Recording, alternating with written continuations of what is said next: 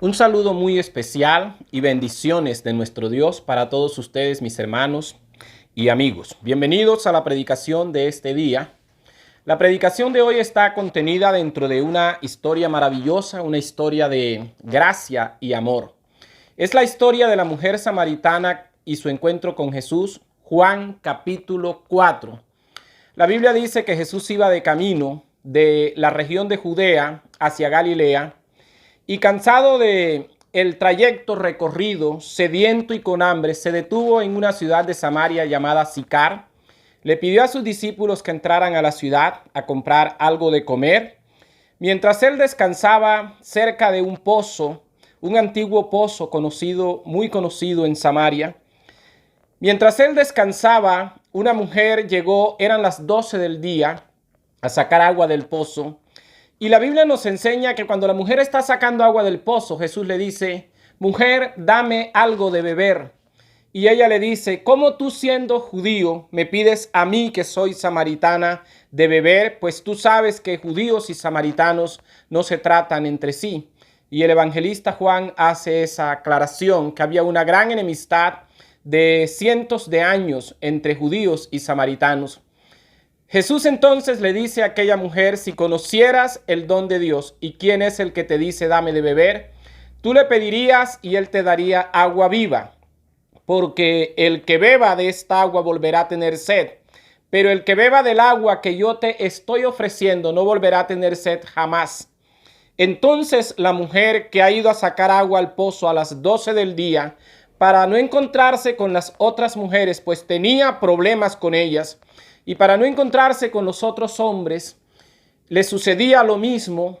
Ahora se ve frente a Jesús, que le está ofreciendo un agua que le quitará la sed y que le evitará volver al pozo. Así que la mujer le dice: dame de esa agua para que yo no tenga necesidad de volver a este pozo. Jesús le dice: te la daré con una condición. Llama a tu marido, ven con él y te daré del agua. Ella dice: no tengo marido. Y Jesús le responde: bien has dicho que no tienes marido, porque 5 maridos has tenido y el que ahora tienes no es tu marido. Esto has dicho con la verdad. Frente a eso, la mujer le dice: Señor, me parece que tú eres profeta. Nuestros padres adoraron en este monte y dicen que en este monte es donde se debe adorar a Dios, pero ustedes, los judíos, dicen que a Dios se debe adorar en Jerusalén. Entonces Jesús vuelve a hablarle y le dice: mujer, créeme que la hora ha llegado en que los verdaderos adoradores al Padre lo adorarán en espíritu y en verdad, y no necesariamente ni en este monte ni en Jerusalén, porque el Padre a tales adoradores busca que le adoren. Cuando la mujer escucha estas palabras, le dice: nosotros los samaritanos sabemos que ha de venir el Mesías, y cuando él venga nos aclarará todas las cosas. Entonces Jesús le hace a la mujer samaritana una extraordinaria revelación que no había hecho todavía a nadie. Le dice: mujer, ese Mesías, ese Salvador del que estás hablando y que están esperando, ese Salvador soy yo. Este que habla contigo es el Mesías enviado por Dios, el Salvador del mundo. Cuando la mujer escucha estas palabras reveladoras, deja el cántaro y sale corriendo a la ciudad. Ahora no tiene prejuicios con los hombres. Ahora no está preocupada que las mujeres la vean hablando con sus esposos. Es una mujer libre en este momento, transformada. Y le dice a los hombres: vengan para que vean a un hombre que me ha dicho todo cuanto yo he hecho en mi vida. ¿No será este el Salvador del mundo? Y mientras ella está hablando con los hombres, la historia nos dice que los discípulos de Jesús llegaron. Ahora están reunidos con Jesús y le ruegan a Jesús que coma. Le ruegan a Jesús que coma, que disfrute de la comida que ellos le han traído. Pero Jesús les dice que no, que él tiene una comida que ellos no saben, y realmente lo que les está diciendo es que tiene una comida mejor que ellos no saben. Y de esa expresión de Jesús vamos a tomar nuestro título. Jesús habla de una comida que es mejor. Y le vamos a hacer una añadidura. Nuestro título debería quedar la mejor comida, pero la añadidura que le vamos a hacer es la mejor comida en cuarentena. Así que quiero que pienses en eso. ¿Cuál puede ser la mejor comida en cuarentena?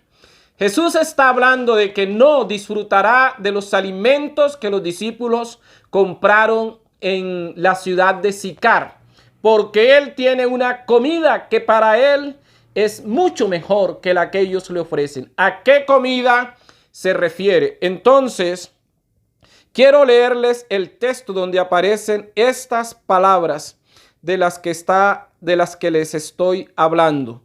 Estas palabras aparecen allí en el Evangelio de Juan, el capítulo 4, del versículo 31 hasta el versículo 34, para que usted entienda un poco mejor. Dice así este texto.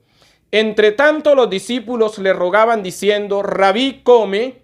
Él les dijo: yo tengo una comida que comer que vosotros no sabéis. Entonces los discípulos decían unos a otros: ¿le habrá traído alguien de comer? Jesús les dijo: mi comida es que haga la voluntad del que me envió y que acabe su obra. Jesús está diciendo que la comida de la que ha disfrutado y de la que ahora tiene hartura total, satisfacción total, y no necesita de la comida que le llevaron los discípulos, esa comida es hacer la voluntad de Dios Padre que lo envió a la tierra y determinar la obra que le encomendó.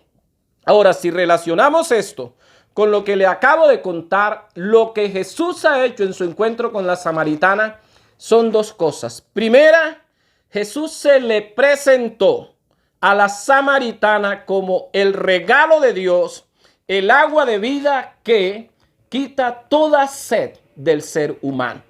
Ahora Jesús está hablando de él mismo como el agua de vida. Pero también se le reveló a la samaritana, y esto es lo segundo que hace en aquel encuentro, se le revela como el Mesías, como el Salvador del mundo. Esto que Jesús hace con la mujer samaritana, en nuestra vida cristiana, el equivalente a esto que Jesús hizo es lo que conocemos como la evangelización. Evangelizar a otros, hablarle de Jesucristo y del Evangelio de Jesucristo. Así que lo que aquí tenemos entonces en estos versículos que acabamos de leer es que Jesús compara el evangelizar con la buena comida. Jesús compara el evangelizar con el buen alimento. Jesús compara el evangelizar con la comida. Y de eso quiero hablarles, de la importancia de evangelizar a la luz de este título que les he dado: la mejor comida en cuarentena. Ahora, mis amados amigos y hermanos, todos nosotros sabemos que una buena comida tiene tres características. La primera característica de una buena comida es que es indispensable. Es indispensable alimentarnos y hacerlo bien con la mejor comida. La segunda característica de una buena comida es que una buena comida satisface, te deja plenamente satisfecho. Y la tercera característica es que la buena comida sustenta la vida porque nutre. Y si el Señor Jesucristo compara la evangelización con la comida, la evangelización debe tener estas tres características. Vamos a hablar de cada una de esas tres características. Hablemos de la primera de esas características. La evangelización es algo en gran manera necesario, es algo indispensable. No puede faltar la evangelización. De la misma manera como no podemos dejar de comer, como no podemos dejar de alimentarnos, porque si dejamos de comer, nos morimos. Este cuerpo se enferma y muere si dejamos de comer. De la misma manera, para la vida cristiana y la vida espiritual es necesaria la evangelización. El verdadero creyente, el que permanece con vigor espiritual, es un creyente que evangeliza porque ha entendido que la evangelización, es decir, compartirle el evangelio a los que no lo conocen, es indispensable, es en gran manera necesario. Y usted me dirá, pero conocemos muchos creyentes que no evangelizan. Claro que conocemos muchos creyentes que no evangelizan. Y lo que te puedo decir al respecto, a la luz de los 4 versículos que te leí, es que la evangelización es como la comida. La evangelización es indispensable en la vida cristiana. Por lo tanto, quien no evangeliza no tiene comportamiento cristiano. Desde el día que usted dejó de evangelizar, de hablar de Jesucristo, de presentarlo como el Salvador, desde ese día usted no está viviendo como un verdadero cristiano. No tiene vida de cristiano. Y quizás algunos pensarán que esto es demasiado fuerte, pero es una gran verdad. No se puede concebir la vida cristiana sin compartir del evangelio. Solo piense en la manera como vivió Jesucristo. Aprovechó cada uno de sus días para hablar de la verdad del evangelio, del reino de los cielos, para ganar las almas para Dios. Piensa en los apóstoles. Desde que recibieron el Espíritu Santo se convirtieron en testigos, en grandes predicadores de aquel que resucitó de los muertos. Piensa en la vida del apóstol Pablo. Dedicó toda su vida desde que se convirtió en Pablo, dedicó cada uno de sus días a la evangelización de nuestro mundo, del mundo gentil. Y también piensa cuando estabas recién convertido. En aquellos días en que acababas de conocer al Señor, no parabas, tú que me escuchas, no parabas de evangelizar, de hablarle a tus familiares, de hablarle a tus amigos de esta verdad preciosa del Evangelio de Dios. Eso se llama evangelizar. Por lo tanto, no podemos ser cristianos si no evangelizamos. No se puede ser un buen cristiano si no evangelizamos. Es necesario reconocer lo indispensable de la evangelización. Escúchame esto, que es importante que te lo lleves en tu corazón. Hablar de Cristo a los que no lo conocen debe ser para el cristiano su más urgente necesidad. Si no lo es, el mundo y la carne le están ganando a ese cristiano. Y esa es la realidad de muchos creyentes, pero no es lo que Dios quiere. Y si el mundo y la carne te ganan, entonces no tienes una vida espiritual. Porque para tener una vida espiritual es necesario comer la mejor comida en cuarentena, que se llama evangelizar, hablarle a los no creyentes de Jesucristo. La segunda característica de la evangelización y de la buena comida es que satisface plenamente. Satisface plenamente, así como la buena comida es la que mejor nos satisface, la que más satisfecho nos deja. De la misma manera, de todas las actividades cristianas, la que más satisface el alma humana es salir a compartir el evangelio y hablar de Jesucristo a los que no lo conocen. No conozco ninguna otra actividad que en mi propia experiencia me deje más pleno. Y sé que los que me escuchan, que han vivido el evangelizar, que han salido a la calle a compartir el evangelio, que le han hablado en la oficina a los que no conocen al Señor, que han hablado en su barrio a los que no conocen, que han hablado a sus familiares que no conocen. Sé que no han disfrutado en su vida cristiana nada tanto como han disfrutado el hablar del Señor. Deja algo aquí en nuestro pecho que no podemos explicar. Una plenitud y una satisfacción extraordinaria y maravillosa. Me atrevo a decirte que ni el orar, ni el cantar, ni las vigilias, ni enseñar la palabra a los que ya conocen al Señor, ni el ayuno deja la satisfacción tan maravillosa que nos deja hablar de Jesús, tan maravillosa que deja como hablar de Cristo. Hoy no podemos salir a evangelizar porque la circunstancia no nos lo permite, pero todos nosotros sabemos que tenemos a nuestro alcance las redes sociales, estos teléfonos inteligentes, los computadores, tenemos la internet. Así que podemos enviar un mensaje por WhatsApp, podemos enviar un tweet, podemos utilizar el Facebook, podemos utilizar YouTube, con un video, un mensaje de texto, una palabra escrita. Podemos, mis amados hermanos, evangelizar, enviarle la palabra de Dios a los que todavía no le han entregado su vida al Señor. Podemos hacerlo. No estamos atados de las manos para hacerlo. Nuestros labios son libres para poder predicar. Y quiero que pienses en esto. Para el buen cristiano, evangelizar y ser hijo de Dios. Para el buen cristiano, evangelizar y ser hijo de Dios es su mayor deleite. Pero para el creyente descuidado, la disciplina cristiana de evangelizar, de orar y el hecho mismo de ser creyente se le convierte en una carga pesadísima. En una carga pesadísima. No lo disfruta y su vida no es satisfactoria, no tiene el deleite. Y así llegamos a la tercera característica de la evangelización. Es que la evangelización sustenta.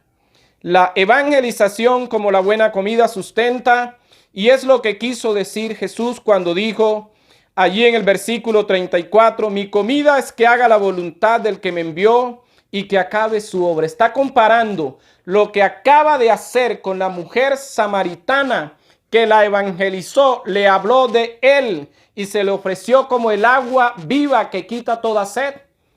Eso es evangelizar. Cuando nosotros hacemos lo mismo, hablamos de Jesús y lo presentamos como el Salvador del mundo y el que sacia la sed de todo ser humano, estamos evangelizando. Y esto sustenta la vida. ¿Por qué evangelizar sustenta la vida del creyente? Porque lo que el creyente hace para evangelizar es llenarse de la palabra de Dios. Y después que se llena de ella, predicar la palabra de Dios. Y como en la palabra de Dios hay vida, porque la palabra de Dios es viva y eficaz.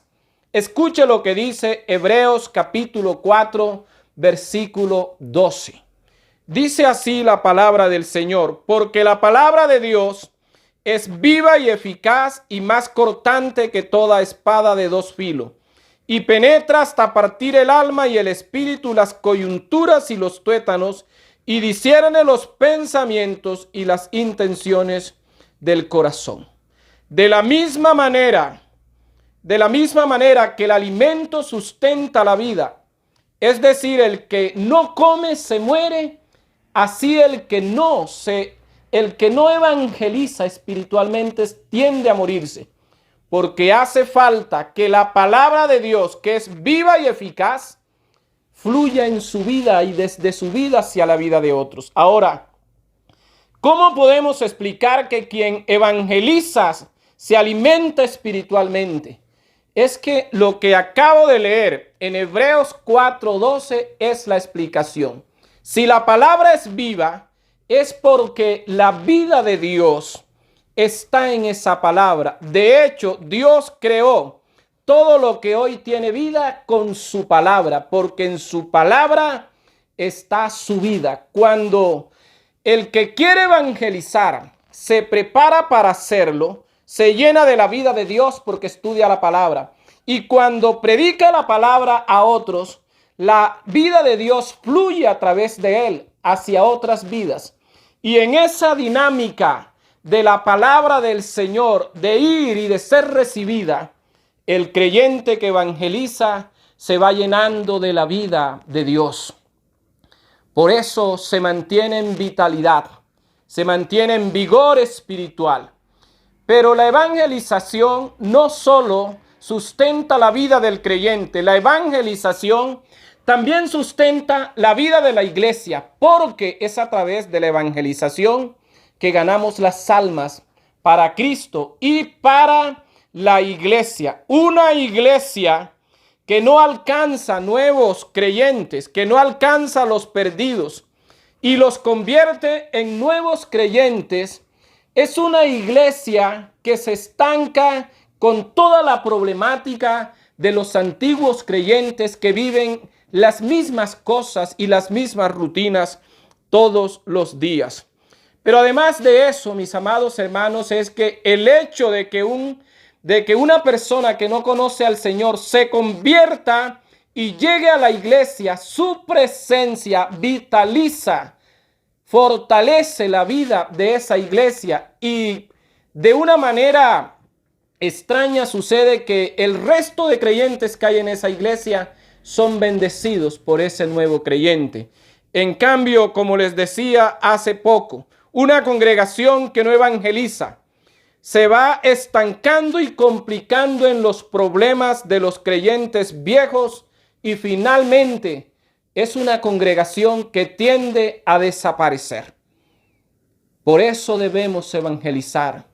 Por eso las iglesias que no ganan almas para el Señor, que no ganan a los no creyentes, convirtiéndolos en sus nuevos hermanos, es una iglesia que vive de situaciones difíciles, de problemas en problemas, de pleitos entre hermanos, de luchas entre ellos mismos. Pero además de todo esto, permítame cerrar con los dos últimos versículos que leímos, es decir, el versículo 35 y el versículo 36. Dice: ustedes conocen el dicho, hay 4 meses entre la siembra y la cosecha. Pero yo les digo, despierten y miren a su alrededor, los campos ya están listos para la cosecha. A los segadores se les paga un buen salario, y los frutos que cosechan son personas que pasan a tener la vida eterna. Jesús está diciendo que los millones de personas que hay allí afuera son como frutos maduros en campos de cultivo que necesitan ser cosechados. Y los segadores, los que vamos a cosechar, somos nosotros los creyentes de este tiempo. Los campos están maduros, vamos a recoger la cosecha para el reino de los cielos. Y también Jesús aquí nos enseña que a los segadores se les paga un buen salario. Y esta misma verdad se afirma en 1 Timoteo capítulo 5 versículo 17, donde se nos enseña que a los que sirven en predicar y enseñar la palabra no se les puede colocar tropiezo para recibir la paga. Y como dice aquel antiguo dicho, no se le puede poner bozal al buey que trilla, porque el obrero es digno de su salario. Lo que está diciendo el apóstol Pablo aquí es que a todos los que les sirven al Señor en su obra, ganando almas o simplemente predicando su palabra, intentando ganar las almas, pues la conversión no depende de nosotros, pero la evangelización sí, pues la Biblia dice: ¿y cómo creerán si no hay quien les predique? Hermosos son los pies, hermosa es la vida de los que anuncian las buenas nuevas. Dios es el que mejor paga y quiere pagarte, quiere darte la mejor paga a ti, pero demanda de ti que evangelices, que lleves su palabra, que lleves las buenas nuevas a los que no le conocen. Y qué maravilloso es la última parte de ese versículo 36, que dice que los frutos que cosechan son personas que pasan a la vida eterna. Cierro con estas palabras. La mayor satisfacción para un hijo de Dios es ser el instrumento utilizado para ganarse un alma para el cielo por medio de la evangelización. Evangelice, evangelice. Dios me los bendiga. Un fuerte abrazo.